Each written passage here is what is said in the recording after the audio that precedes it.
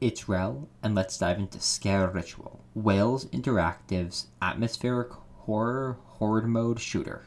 Quick disclaimer, some of the content in this game is disturbing.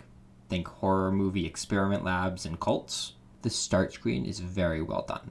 I actively watched the whole thing. So let's jump into it. I decide to try hard mode, and like I mentioned, the loading screens are a bit creepy, but the art is really nice. I love the partially obscured little bits of text on the background. Really nice flavor. It would have been nice to have a push to continue after the loading screen, because we are dropped right into the combat. The gun controls feel really smooth, and the animations and impact are crazy powerful. I even had to turn my volume down from the gun sounds. I appreciate that they made it so in single player you can pause. Some of the enemies warp around. Makes for a nice challenge. Our initial arena is small, and it makes kiting much more difficult, but the individual enemies have long attack windups, so the primary danger comes from enemies coming up behind you while you're trying to aim. Try out the rifle. Feels really strong. Continues to have amazing impact. I do set myself on fire from shooting a burning enemy at close range. I probably should have known. It has really nice visual cues that they are flaming and will likely explode. On wave 5, a much larger boss appears. He's really easy to kite, but when the next wave starts, he's just one more thing you have to think about. I opened a door and got a pop-up. Story objective, but it didn't really tell me what it was doing. I'm just kind of following the white circles on the map.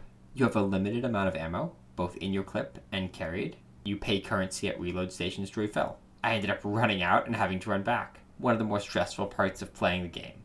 You do have a knife in case of emergencies. There was an objective marker here, but nothing happened when I went to it. I really enjoy the temporary power-ups.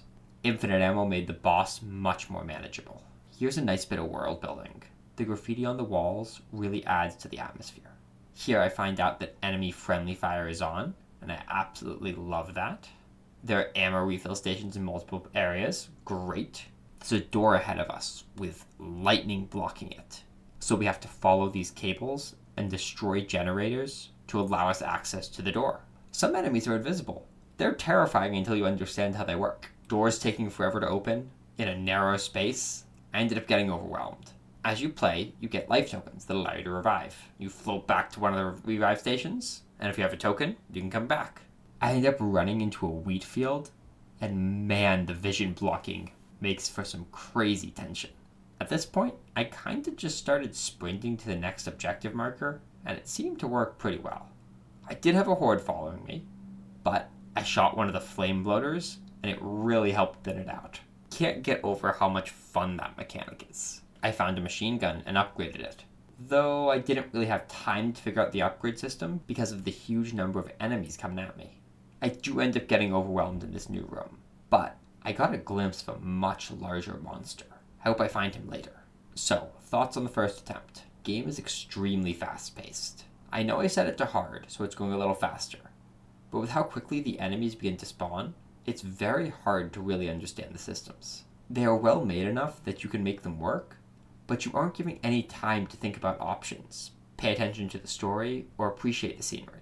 Very quickly, you stop really getting any downtime. Alright, so I opened the game again, and I got a cutscene this time. There's a horror scene. There's a lady running through the woods at night. She hides in a bunker and opens a laboratory tank with us in it. We faint and wake up bound to a chair. Real creepy vibes. But at least there's a cute dog. We're a soldier, built to stop Mother. The boss we've seen before, his name is actually Abraham, puts a bag mask over our head, and we are sent out to stop Mother's broadcast. It's got just the right amount of creepy. It's very well shot and voice acted. I'm guessing I hit enter twice when I started up the game last time, and accidentally skipped it. Would have been really nice for understanding my purpose on the first run. But good to at least have it now. We have a persistent upgrade system. There seem to be a few different currencies for it, though they haven't been explained yet. I just purchased a bit of movement speed. Just a small note, the base sound level for some of the sounds is way too high compared to the music. It's easy to fix in the settings, but never good to have your ears blown out by sudden noises. I'm going to give normal a shot to see if I have more time to understand the stories. Turns out some bullets can pierce. I got a double headshot here. This time I found research notes on the ground. I missed these my first time because of how many enemies were chasing me at this point. I bought a new gun, a flaming machine gun, though that flame is probably because of the miracle I have active. Still loving the flaming enemies being able to wipe out hordes of their own people. What on earth is that? Really loving the mystery from this game. I'm really excited to find out. I decide to try out the shotgun. I am not a big fan of it.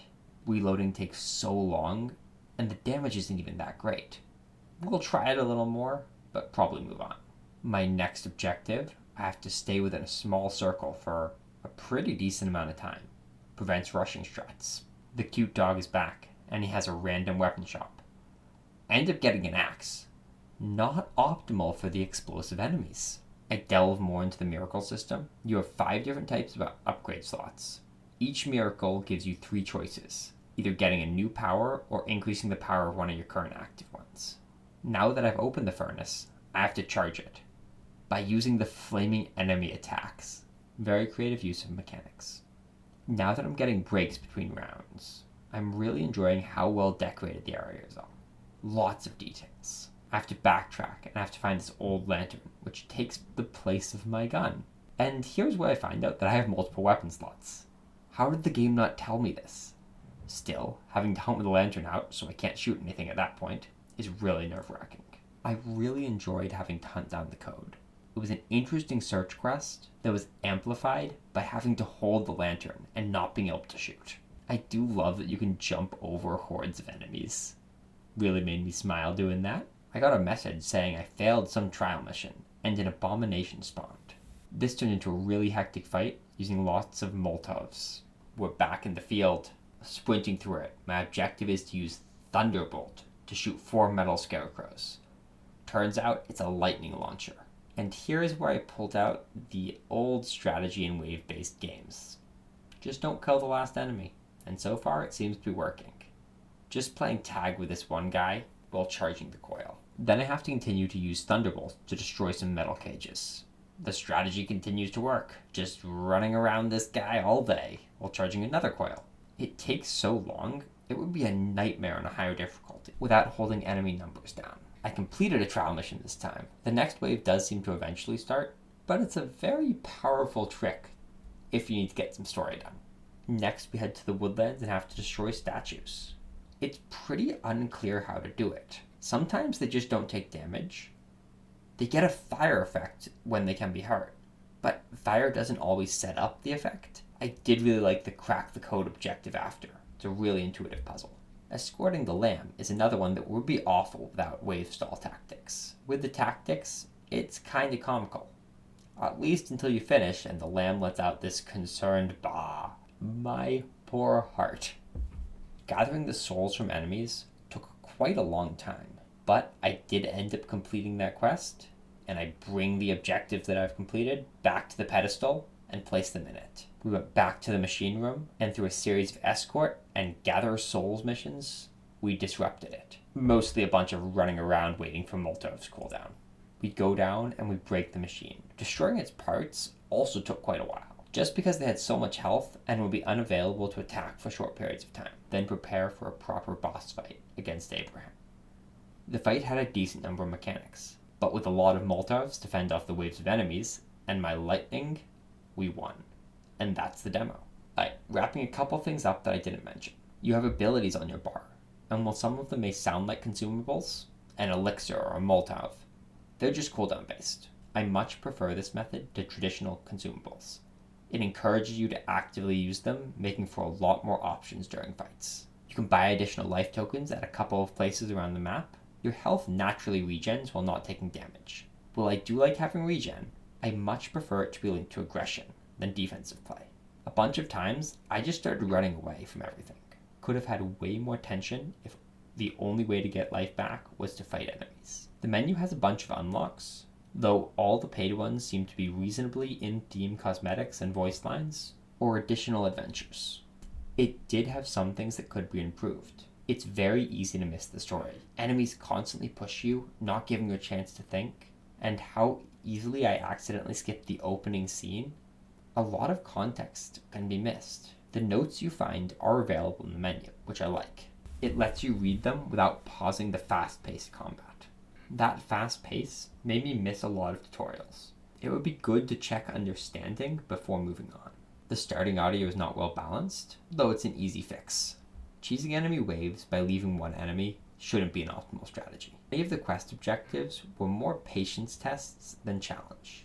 They just took so long to complete, and health regen rewarded running away rather than aggression. Now, all that's not to say I didn't have a blast playing it.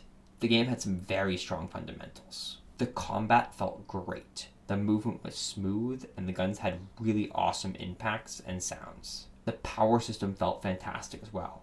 They were powerful, but not ridiculous.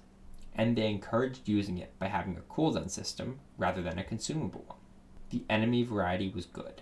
I especially liked how you could make enemies hurt each other. The puzzles/quests provided a decent way to spice up the core shooter gameplay. The art was really well done, and the attention to detail in the world was fantastic. Overall, the game's good points far outweighed the points that could use improvement. If you enjoy horde mode games, this one is definitely worth a try. I hope you have a wonderful morning, afternoon, evening, or night.